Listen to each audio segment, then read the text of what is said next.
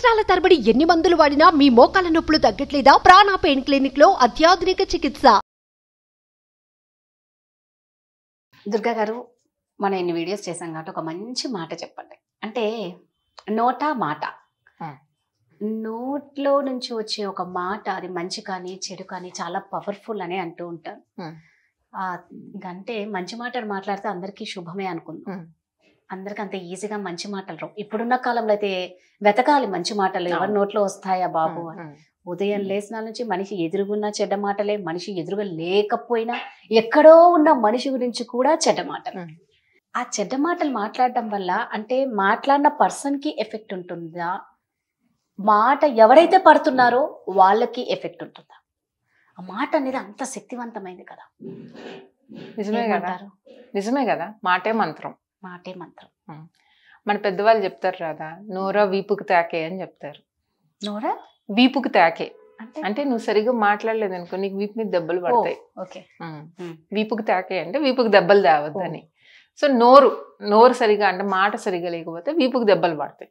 మనల్ని కొట్టడానికి వస్తారట మాట సరిగ్గా లేకపోతే. అలాగే ఇంకొక సామెత కూడా చెప్తారు, నోరు మంచిదైతే ఊరు మంచిది అవుతుంది. అంతే కదా. నువ్వు మాట్లాడిన దాన్ని బట్టి అవతల వాళ్ళు రెస్పాండ్ అవుతారు. సరే, నువ్వు మాట్లాడకపోయినా మాట్లాడే వాళ్ళు ఉండొచ్చు. అవును. కానీ ఎప్పుడు మనం సెల్ఫ్ ఫోకస్ ఉంటాం కదా, మనం సెల్ఫ్ లవ్ సెల్ఫ్ అవేర్నెస్ లో ఉంటాం కాబట్టి మనం ఏం చేస్తున్నాం అన్నది, మనం ఎలా మాట్లాడుతున్నాం అన్నది కూడా చాలా ఇంపార్టెంట్. ఇంకోటి తెలుసా రాదా, మనం మాట్లాడుతున్నప్పుడు మన బ్రెయిన్ కూడా వింటుంది. ఇప్పుడు నేను నిన్నేదో చెడ్డ మాట మాట్లాడుతున్నాను, లేదా ఇంకోళ్ళు ఎవరినో తిడుతున్నప్పుడు నా బ్రెయిన్ కూడా వింటుంది. అది నా బ్రెయిన్ కూడా స్టోర్ చేస్తుంది దాన్ని. అన్ని మళ్ళీ మనం ఎనర్జీ కనెక్టెడ్ అంటాం కదా.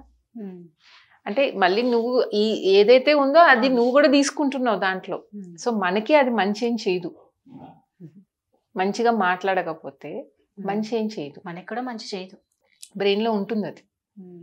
అంటే ఇప్పుడు చిన్నప్పటి నుంచి సైన్స్ పాఠం చదువుకుంటూ వచ్చాం అనుకో, మనకి ఏం అలవాటు అవుతుంది అంటే తొందరగా ఏమొస్తుంది, సైన్స్ వస్తుంది.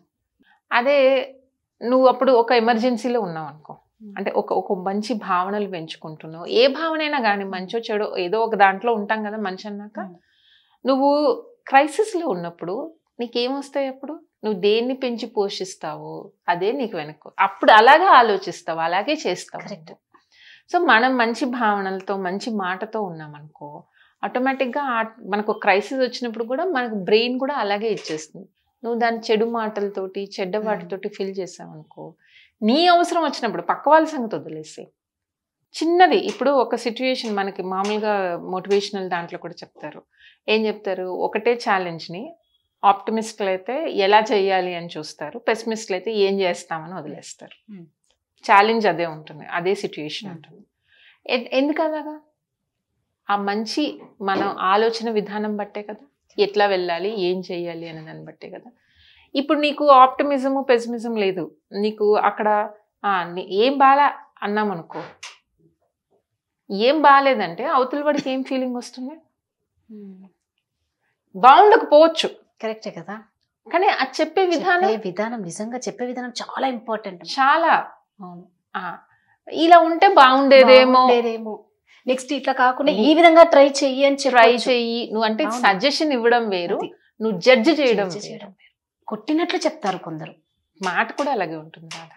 కరెక్ట్ కాదు అసలు. క్రిటికల్ ప్రతి దానికి మనం ఎవరిని ఇంకోళ్ళని జడ్జ్ చేయడానికి అసలు ఫస్ట్ పాయింట్.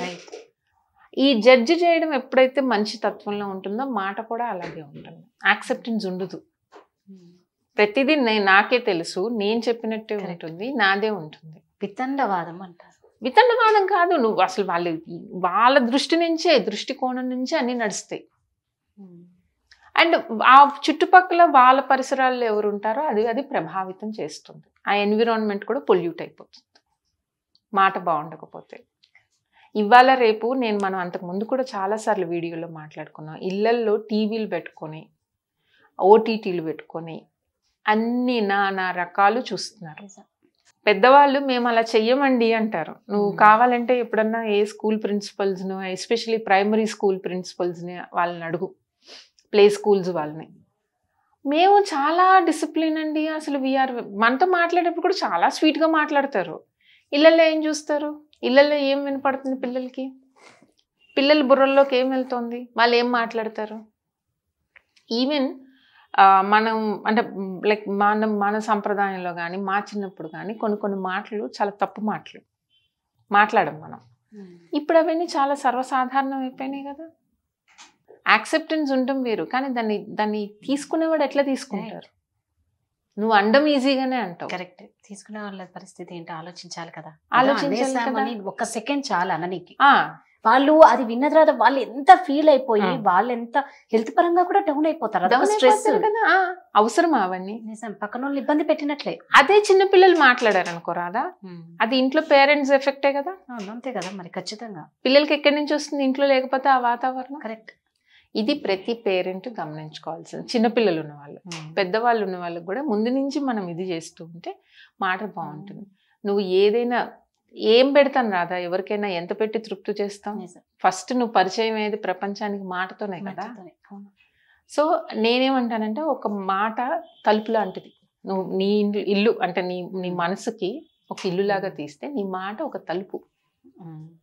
నువ్వు ఏం మాట్లాడతావు, ఎంత ఓపెన్గా ఉంటావు, ఎట్లా మాట్లాడతావు అన్న దాన్ని బట్టి ఎవరన్నా నిన్ను దగ్గర తీసుకుంటారు, నీతో ఫ్రెండ్లీగా ఉంటారు, నిన్ను ఓన్ చేసుకుంటారు.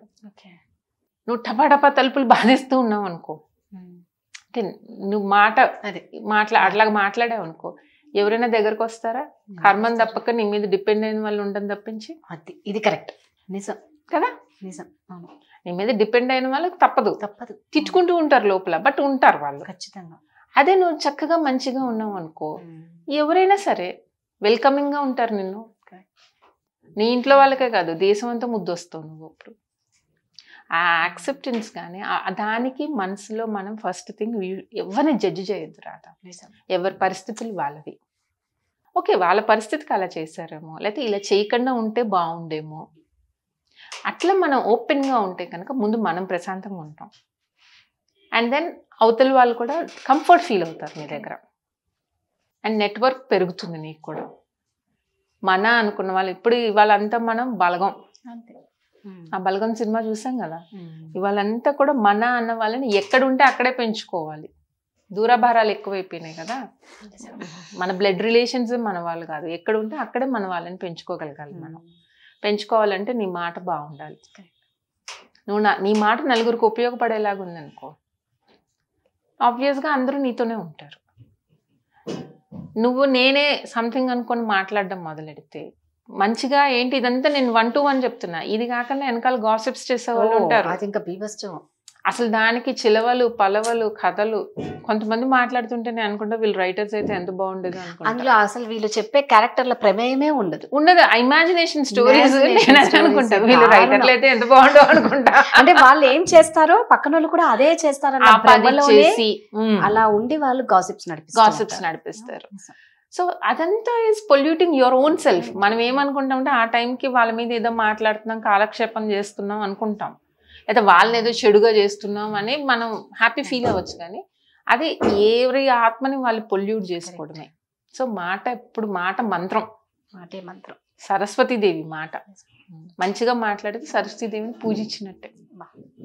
మీరు అన్నట్టు మాటే మంత్రం అంటే ఎంత మ్యాజిక్ పవర్ దానికంటే. ఒక మాటని ఒక బంధం నిలబెట్టాలన్నా, బంధం విడిపోవాలన్నా, ఏదైనా కూలిపోవాలంటే ఒక్క మాట చాలు. అంతే కదా. అండ్ మాటకు వైబ్రేషన్స్ ఉంటాయి రాధా. ఆ వైబ్రేషన్సే యూనివర్స్లోకి వెళ్ళి కనెక్ట్ అవుతాయి. అందుకే మనకు కొంతమందితో ఇష్టం ఎక్కువ ఉంటుంది చూడు. తక్కువ మాట్లాడతాం, రోజు మాట్లాడకపోయినా మనం ఇష్టంగా ఉంటుంది, ఎందుకంటే ఆ వైబ్రేషన్స్ కనెక్షన్ వల్లే. సూపర్ కదా. Super. Thank you so much. Thank you. Suman టీవీలో మీ పర్సనల్ అండ్ బిజినెస్ ప్రమోషన్స్ కోసం కింది నెంబర్కి కాంటాక్ట్ చేయండి.